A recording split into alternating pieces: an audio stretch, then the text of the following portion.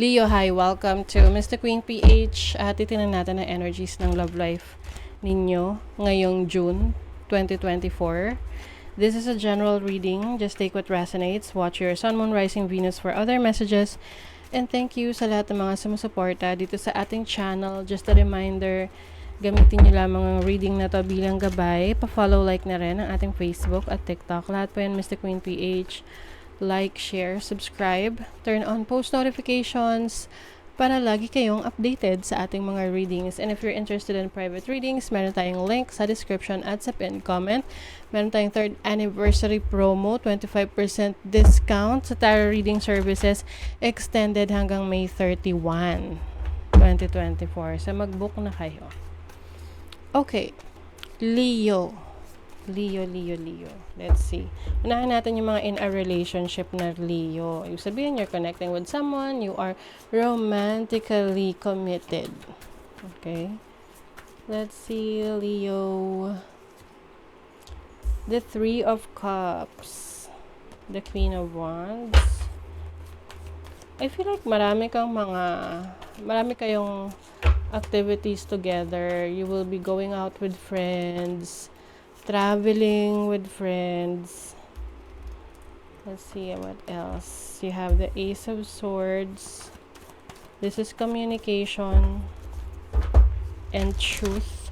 It seems na if you are in a relationship ngayon, I feel like gusto mo ng kalayaan, no? It doesn't mean na gusto mo kalayaan, gusto mo na makipag-break. Hindi ganon. Ibig lang sabihin yan is you also want to enjoy life outside of your relationship. Na magkaroon ka rin ng sarili mong circle of friends, going out, enjoying. You have the King of Cups. So, maaring meron kang ka-deal na water sign. Ayan. Water sign. Cancer, Scorpio, Pisces. And then, you have the 9 of Pentacles. Oo. Ewan ko siguro okay naman yung takbo ng relationship ninyo. Pwedeng busy kayo pareho. Or you have may ganun kasing relationship na hindi kayo dependent sa isa't isa. No? Yung tipong, you can do your own thing, your person can do your person's own thing. Kaya parang, you have your individual lives. You have, let's see, the Justice card. This is balance in your relationship. Uy, may the Tower. Page of Swords. Okay, Leo, parang ngayong June, I think, if you are in a relationship right now, no, kasi para sa mga may connection to, you want to explore your life on your own. But it doesn't mean na makikipag-break ka. Okay? Although, possible na maging reason yan for a breakup, but I don't think na darating sa ganong point, no? Kasi iba sa inyo, gusto nyo pang mag-aral, gusto nyo pang mag-explore. And some of you, pwedeng yung person na you are connecting with is mahaba yung pasensya niya, malawak yung pangunawa niya, and that is good for your relationship. 'Di ba? Dahil nagkakaintindihan kayo. Naiintindihan ka niya, naiintindihan mo siya.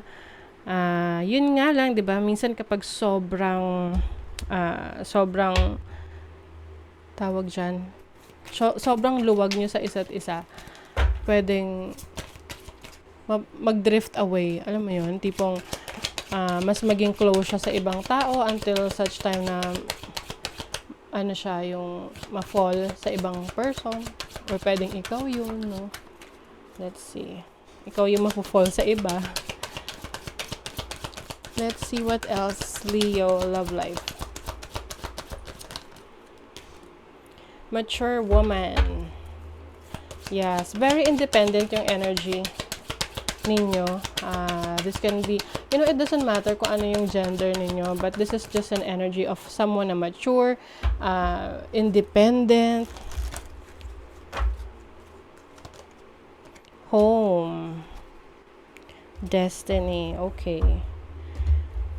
I'm sensing a relationship na very mature. Okay? Ibig sabihin nun, pwedeng nasa relationship kayo ngayon na nasa mature age na kayo, you're not here para maglaro lang, no, sa relationship. I feel like, yung connection ninyo is more leaning towards having your own family. And maaring itong person that you're dealing with is your destiny. Dahil pareho kayong, naiintindihan niya yung freedom rin na gusto mo. Kasi you can be in a relationship tapos malaya ka rin no, na depende kasi yan sa karelasyon kung pipigilan ka sa mga bagay na gusto mo. Of course, syempre may limitation yon, may to the extent na hindi mapupunta sa yung mga kalokohan, 'di ba? Let's see. Ano yung feelings ng person mo gusto niyang sabihin sa'yo? I know I need to release attachments with karmic people. I'm creating a plan to leave him or her. Okay. Karmic relations. So, maaring yung the person that you're dealing with is meron pa siyang connection sa isang tao. It doesn't mean na may commitment, okay? Kasi connection doesn't mean commitment. Pwedeng meron tong energy from the past. Oo. Na pwedeng kasal siya sa iba dati or merong sabit, no? Na kailangan niyang i-let go muna. Kasi siguro hinahayaan ka muna niya na maging, to do your own thing para hindi niyo maging issue yung relationship niyo. I'm going through a dark night of the soul. Nothing in my life is making sense. So, siguro, yung iba sa inyo, Leo, kaya gusto nyo rin na mag-explore, try new things, is because parang feeling mo, you're not yet settled with this person. Although, napag-uusapan nyo na yung being together, like having your own family or settling down. But it seems na parang lumalabas, hindi ka ganun kasigurado. Oo. I think kaya meron ditong Justice card and the Tower is you realizing what you really want. Kaya siguro, parang siya, compromise agreement. Itong person mo, meron siyang issue pa sa past, kaya inahayaan ka niya na gawin yung gusto mo, you have more freedom. But at the same time, you feel na parang this relationship, kahit anong plano ninyo, if meron pa siyang karmic ties sa past, ang hirap magplano because you still don't know what's in store for your future. Like attracts like. If you long for more love, be more loving. Okay. So, kung ano yung ma-attract mo sa relationship ninyo, ibig sabihin yun yung current energy ng relationship ninyo. So, if you feel like you want more freedom, then baka somehow ito talaga yung gusto mo. Ito talaga yung gusto mong ma-experience in the future. To be free. Alam mo, parang siya, loose na maluwag na relationship. Na, syempre, pag masyadong maluwag, baka mapigtas. Kumawala, no?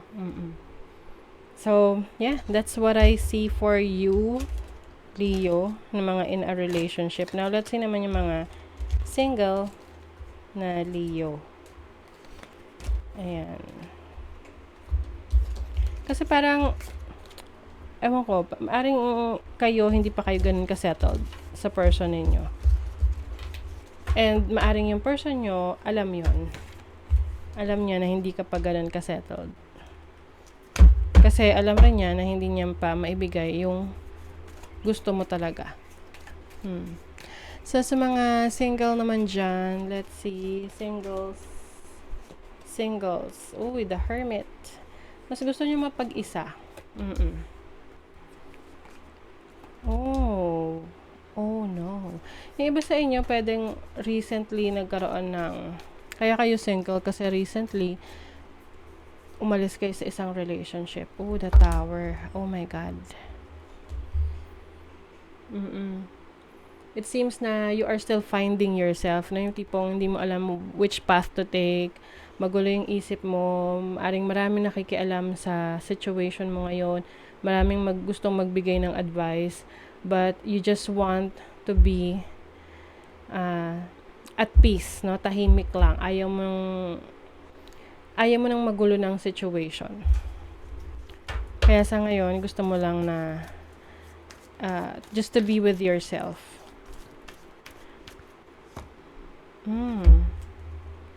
Oh my G. So, yung iba sa inyo, maaring ito yung iba, magiging single. Pwede kasing nasa relationship kayo, tapos biglang something happened, you feel like you are not happy in your relationship. Maaring kakawala ka sa isang sitwasyon na toxic, obsessive relationship. So, you just want to focus on yourself. Grabe medyo challenging para sa mga single dyan. Pwede kasing transition.